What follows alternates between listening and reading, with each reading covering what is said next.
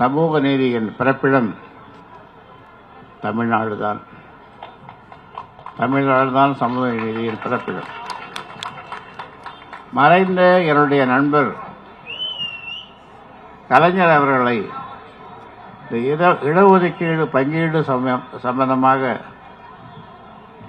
7 நாள் சாலை மறியல் போராட்டத்திற்கு பிறகு என்னை அழைத்து பேசிய போது நான் விலாவாரியாக சொன்னேன், இதை இப்படியெல்லாம் பிரிக்கலாம் என்று சொன்னேன். அவர் அதை பார்த்து நான் சொன்னதை கேட்டு ஆச்சரியப்பட்டார். ஆனால் இடையிலே அவர்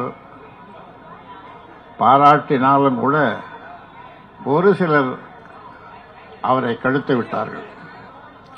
அதனாலே நான் 6 கம்பார்ட்மெண்ட்டாக தொகுப்பாக தொகுப்பு பிரித்தேன். அப்பொழுது சொன்னார், என்னையும் உங்க அந்த தொகுப்பில் சேர்க்கலையே என்னார். நீங்க முதலமைச்சராக இருக்கீங்க, அதனால நீங்க உங்க சமுதாயத்திற்கு செய்வீங்க அப்படின்னு. இப்படியெல்லாம் நடந்தது. இந்த 20% அந்த 20 விழுக்காடு அவ்வளவு பேர் 21 உயிர்களை பலி கொடுத்து அதை வாங்கி இன்றைக்கு பல்வேறு சமுதாயங்கள் 118 சமுதாயங்களுக்கு அவர்கள் பலன் பெறுகிறார்கள். அது அந்த சமுதாயங்களுக்கு, அந்த சமுதாய தலைவர்களுக்கு புரியவில்லை. என்னை அதை பெற்றுத்தந்த என்னை பாராட்டாமல் உச்ச நீதிமன்றம் வரைக்கும் செல்லுகிறார்கள்.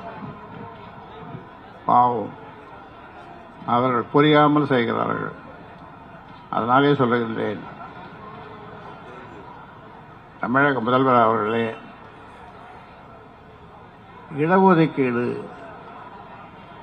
அதை பற்றிய புள்ளி விவரங்களை எல்லாம் நான் உங்களை நேரில் கோட்டையிலே சந்தித்து பேசும்பொழுது சொன்னேன்.